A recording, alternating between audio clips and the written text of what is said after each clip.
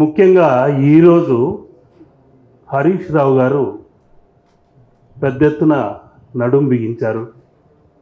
Vedic సైన్స్పై మన సనాతన ధర్మంలో ఉన్న మర్మాల్ని వెలికి తీసుకురావడానికి పోరాటం చేస్తున్నారు. వారికి ఆ భగవంతుడి అనుగ్రహం తప్పకుండా ఉంటుంది. ఇదొక సాహస కార్యక్రమం. నేను అనేక ప్రసంగాలలో, వీడియోలలో, ప్రవచనాలలో ఈ వేదిక్ సైన్స్ గురించి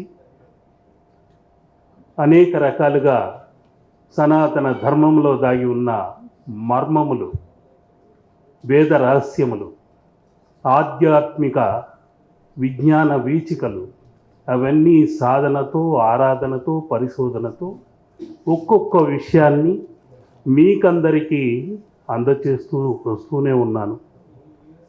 ముఖ్యంగా ఇందాక వారు అన్నట్టు వర్ణశాస్త్రం గురించి ఒక చిత్రకారుడిగా, కళాకారుడిగా వారు ఇందాక అడిగిన ప్రశ్నకు నేను ఇప్పుడు సమాధానం చెప్తున్నాను. ఈ వర్ణశాస్త్రం ఈరోజుది కాదు, వేదకాలం నుండే ఉంది. ఆనాటి నుండి మనం ఒక్కొక్క యోగా పద్ధతిలో సప్త చక్రములను, అందులోని బీజాక్షరములను, అందులోని ప్రకృతి అనే పంచభూత తత్వములను మమేకం చేసి అందులో ఉన్న పరమార్థాన్ని అర్థం చేసుకుంటూ మనలోనే అండపిండ బ్రహ్మాండాదులన్నీ దాగి ఉన్నాయి అని గుర్తించి మన శరీరంలోనే ఒక వైద్యుడున్నాడు. మనకి ఏదో చీమ కరిస్తే చటుక్కున వెంటనే ఈ హస్తమో, కుడి హస్తమో అక్కడ ఉమ్మి కాస్త తీసి రుద్దేస్తుంటాం. ఇంకేదో కనురెప్పపై గడ్డలు వచ్చిందంటే పూర్వం నాటు వైద్యం చేసేవారు. ఆ లాలాజలంతో అలా గణేసేవారు. మనం గోవుల నుండి కూడా తీసుకోవాలి. అవి దూడలను వాత్సల్యంతో ఆ లాలాజలంతో దాని దూడను శుభ్రపరుస్తూ ఉంటుంది. ఎటువంటి విషపు కీటకాలైనా తన బిడ్డకు, దూడకు ఎటువంటి ఆ చర్మ వ్యాధులు రాకుండా కాపాడాలని ఆ లాలాజలంతో శుభ్రపరుస్తూ ఉంటుంది. ఈ విధంగా మనకు తెలియకుండానే పూర్వం మనవారు మర్మంగా అన్ని పండగలలోనూ ఇంటి ముందు కళ్ళాపి చల్లి ఆ పాలవెల్లి అనే శ్రీయంత్రాన్ని రంగవల్లిగా ఇంటి ముందు చిత్రీకరించండి అని పండగలు వస్తున్నాయి, ముగ్గులేసుకొండర్రా అంటుంటారు. అదేవిధంగా గడపలకు పసుపు కుంకుమ రాసి అలంకరిస్తుంటారు. ఆ హరిద్రము కూడా గడపలోనికి ఎటువంటి విష కీటకములు రాకుండా, ఎటువంటి దోషములు అంటకుండా మనల్ని భద్రపరుస్తూ ఉంటాయి. అంతేకాకుండా పచ్చని తోరణాలు ఉన్నాయంటే ఆ మామిడి ఆకుల నుండి మనకు ప్రాణవాయువు, ఆక్సిజన్ అనేది పరిపూర్ణంగా అందుతుంటుంది. అందుకనే పూర్వం ముందు కంటే కూడా పెరట్లోనే తులసి చెట్టును పెట్టాలనేవారు. ఆ తులసి చెట్టు కూడా ఆక్సిజన్ అనే ప్రాణవాయువును విడుదల చేసుకుంటుంది. ఎక్కువగా గృహిణులు ఆ కాలంలో వంట ఇళ్ళకే పరిమితమై ఉంటారు కాబట్టి వారికి కార్బన్ డయాక్సైడ్ అనే ప్రభావం తప్పించడానికే ఆ తులసి మొక్క ఆరాధన చేసుకుంటూ వంట ముగిసిన వెంటనే ఆ తులసి చెట్టు సమీపంలో ఆరాధన చేసుకోవటం వలన వారికి పుష్కలంగా ప్రాణవాయువు అందుతుందనే ఉద్దేశంతో ఒక స్త్రీ ప్రపంచంలో ఏ దేశంలోనూ లేనటువంటి ఒక అత్యద్భుతమైన విషయం మన భారతదేశంలో ఉంది. ఆ విషయం ఏంటయ్యా అంటే మన భారతదేశంలో ప్రతి స్త్రీ ఒక చిత్రకారిణి. ప్రతి తల్లి ఒక చిత్రకారిణి, ప్రతి గృహిణి ఒక చిత్రకారిణి. ఎలాగంటే నిదుర లేచిన వెంటనే తన దేహమును తన గృహమును అలంకరించుకుంటుంటుంది సప్త వర్ణములతో. నల్లటి కాటుక రాసుకోవటము, హరిద్రము పూసుకోవటము, ఎర్రటి కుంకుమ ధరించటము, ఈ విధంగా చేసుకుంటూ ఇంటిని శుభ్రపరిచి రంగవల్లులు రంగులుగా తీర్చిదిద్దటము, పిల్లలను అలంకరించటము, ఈ అలంకార శాస్త్రమంతా ఒక చిత్రకారిణిగా మన భారతదేశంలోనే జరుగుతుంటుంది, ఇతర దేశాలలో లేదు. అందుకే భారతదేశాన్ని యోగ భూమి అన్నారే కానీ భోగభూమి అనలేదు. విదేశాలన్నీ భోగభూమి.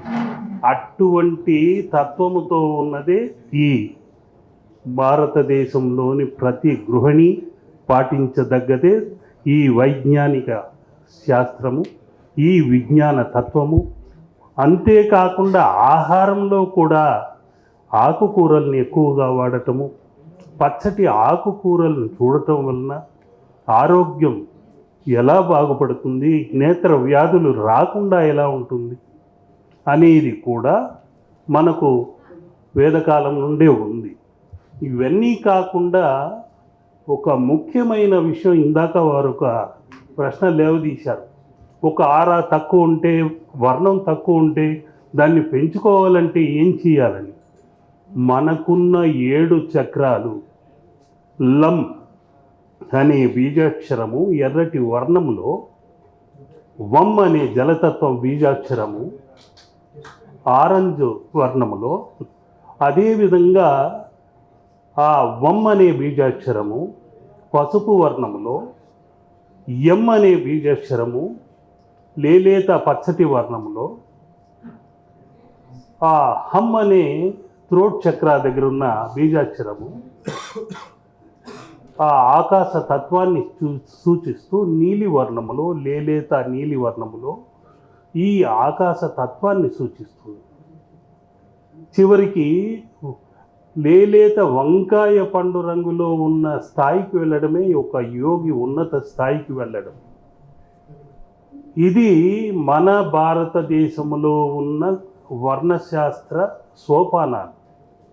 ఎరుపు, నారింజ కలరు, పసుపు, పచ్చని వర్ణము, బ్లూ, ఈ విధంగా వైలెట్. ఈ విద్యార్ కలర్స్ మనకి ఇలా ఉంటే అంటే ఎర్రటి తత్వము ఉద్రేకాన్ని తెలియచేసేది. ఆ ఉద్రేకము నుండి మెల్లమెల్లగా వర్ణ ఆ వామ్ కలర్ అంటాం, వేడైన కలర్ ఎరుపు. అటువంటి స్థితి నుండి నేలేత నీలి వర్ణానికి రావాలి. నిర్మలమైన ఆకాశం ఎలా ఉంటుందో ఆ విధంగా మన మనసును ఒక యోగిలా ఉండాలి, భోగిలా ఉండకూడదు. మన వర్ణశాస్త్రానికి విరుద్ధంగా ఉన్నదే చైనీయుల వర్ణశాస్త్రం. ఆ రోజుల్లోనే కరహత అనేది బోధిధర్మ వారికి నేర్పించారు. ఈ వర్ణచక్ర సోపానాన్ని ఇలా తిరగేశారు. అందుకని వారు ఒక్క దెబ్బ కొడితే, పంచ్ అనేది ఇలా కొడితే ఒక్క దెబ్బకే ఎదుటి వైపు ఉన్న వ్యక్తి చనిపోవటం జరిగేది. దాన్నే కర హత అంటే హతమార్చటం. అదే కరాటకే మారింది. ఆ బోధిధర్మ ఆ రోజుల్లో వెళ్ళటం, ఆయనే భోగర్ అనే పేరుతో నా మానస గురువు ఆ భోగర్ సిద్ధుడిని కూడా నవపాషాణ నిర్మాణం ఆ శరవణభవ విగ్రహాన్ని నేను చేస్తున్నాను. నేను నిర్మిస్తున్న ఒక ధ్యాన మందిరంలో ఈ అష్టాదశ సిద్ధ గురువుల్ని కూడా పెట్టడం జరుగుతుంది. ఈ వర్ణశాస్త్రాన్ని వాళ్ళు ఈ నీలి వర్ణం కిందికి వెళ్ళిపోవటము, ఆ శిరస్సు పైన ఎర్రటి వర్ణాన్ని తెచ్చుకొని ఆ కరాటే అనేది ఎదుటి వారితో పోరాడే తత్వాన్ని తెలియజేసేది. మన శాస్త్రానికి వర్ణశాస్త్రానికి వారికి ఉన్న తేడా అదే. ఒక్కొక్క చక్రంలోనికి ఒక్కొక్క రంగును ఆవహింప చేసుకోవటం. ఇప్పుడు ఇందాక మనం చూపించినట్టు వారు ఒక్కొక్క వర్ణము హృదయ స్థానంలో ఉండొచ్చు. అక్కడ ఎం అనే బీజాక్షరము వాయులింగేశ్వర తత్వాన్ని తెలియచేసింది. అదే హమ్ అనే బీజాక్షరం చిదంబరేశ్వర తత్వాన్ని తెలియచేసేది, ఆకాశ తత్వం. ఏకాంబరేశ్వర మూలాధారం భూతత్వాన్ని తెలియచేసేది. జలతత్వము ఓం అనే బీజాక్షరముతో ఉంది, అది జంబుకేశ్వర ఆలయాన్ని సూచిస్తుంది. ఇలా మన శరీరంలోనే పంచభూతములు ఉన్నాయి. ఆ పంచభూతములు ఎక్కడున్నాయి? నవగ్రహములు ఎక్కడున్నాయి? ఆ 27 నక్షత్రములు ఎక్కడున్నాయి అంటే అవి ఎక్కడో లేవు. పంచభూతములు మన హస్తములోనే ఈ విధముగా దాగి ఉంది. ఇదే పంచభూత తత్వము. జలము, భూమి, ఆకాశము, వాయువు, అగ్ని. ఈ ముద్ర చేస్తే జలముద్ర, అగ్నిముద్ర, ఆకాశముద్ర, చిన్ముద్ర అంటుంటాం. ఇదే వాయుముద్ర కూడా. దీన్ని 3 తత్వాలతో విభజిస్తే ఈ విధంగా వాత పిత్త కఫ దోషములయ్యాయి. ఇది జలతత్వము, కఫదోషము. ఇది వాతతత్వము, ఇది పిత్తతత్వము. ఈ మూడింటిని ఆధారం చేసుకొని ఆయుర్వేద శాస్త్రము ఈ 3 గుణాలను సరిచేసుకోవడానికే ఈ ప్రాణిక్ హీలింగ్ అయినా, ఆయుర్వేద అయినా, హోమియోపతి అయినా, ఏ శాస్త్రమైనా ఈ 3 గుణాలపైనే ఆధారపడి ఉంది. ఇదే త్రికాల జ్ఞానము, త్రికళ జ్ఞానము అని నేను అనేక ఛానల్లో అనేక రకాలుగా వివరించి చెప్పటము జరిగింది. ఇందాక వారు తిరునామం గురించి ఎవరో ప్రశ్నించారు. ఆ తిరునామం కూడా ఇడ, పింగళ, సుషుమ్న అనే నాడులు మనలో శ్రీనామముగా ఇలా ఉంది. మరికొందరు 3 నామాలు ఇలా వేసుకుంటుంటారు. అది కూడా మన తలరాతే 3 రకాలుగా ఉంటాయి. పైనున్నది మహాకాళి, ఇంకొక అడ్డగీత మహాలక్ష్మి, ఇంకొక అడ్డగీత మహాసరస్వతి. ఈ విధంగా త్రిశక్తులు అక్కడే కొలువై ఉన్నారు. కాబట్టి మనలోనే అండపిండ బ్రహ్మాండాలు అన్నీ ఉన్నాయి అని దర్శించుకోవాలి. అందుకనే పూర్వం కాలము మన చేతులలోనే నవగ్రహములు ఉన్నాయి. శుక్రస్థానము, ఈ గురుస్థానము, ఇక్కడున్నది శనిస్థానము, ఇది సూర్యస్థానము, బుధస్థానము, కుజస్థానము, చంద్రస్థానం. ఈ నవగ్రహములు ఇక్కడే ఉన్నాయి. కాబట్టి మంత్ర శబ్దములతో భజనలు చేసేవారు. ఆ శబ్ద తరంగాలకి ఆ చుట్టుపక్కల ఆ గ్రామమంతా, వారున్న ఆశ్రమమంతా మారు మ్రోగుతూ మంచి పాజిటివ్ ఎనర్జీ ఉండేది.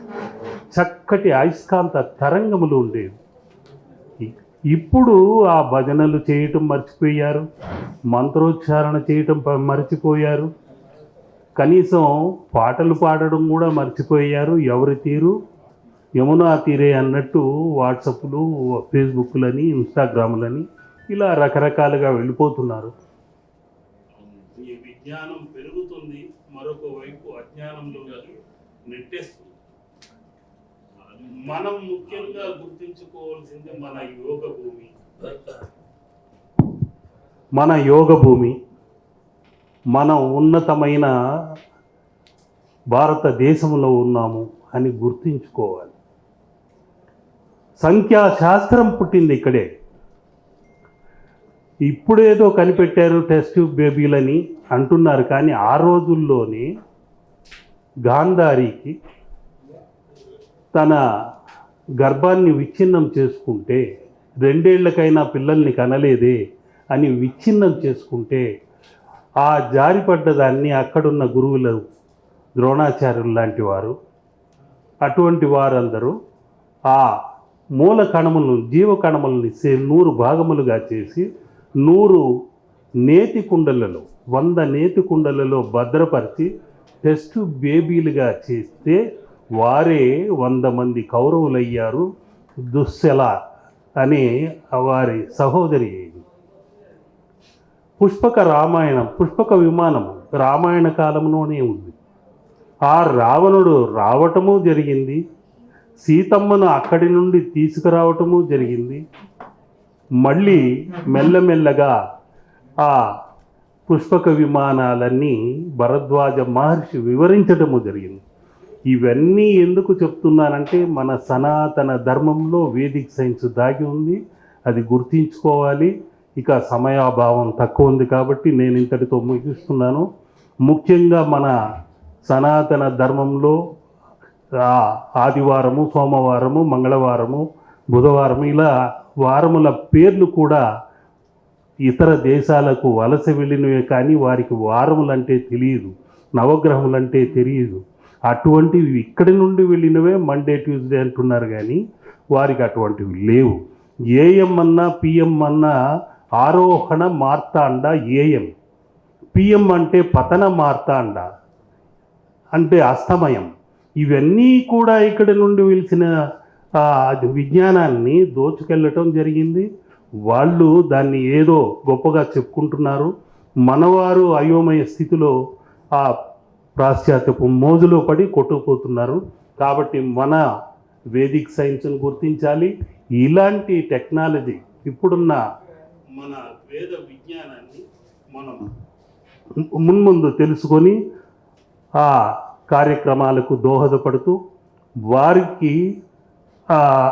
వారి దగ్గర నుండి మంచి సలహాలు తీసుకుంటూ ముందుకెళ్ళాలని కోరుకుంటూ లోకా సమస్త సుఖినో భవంతు. శుభం.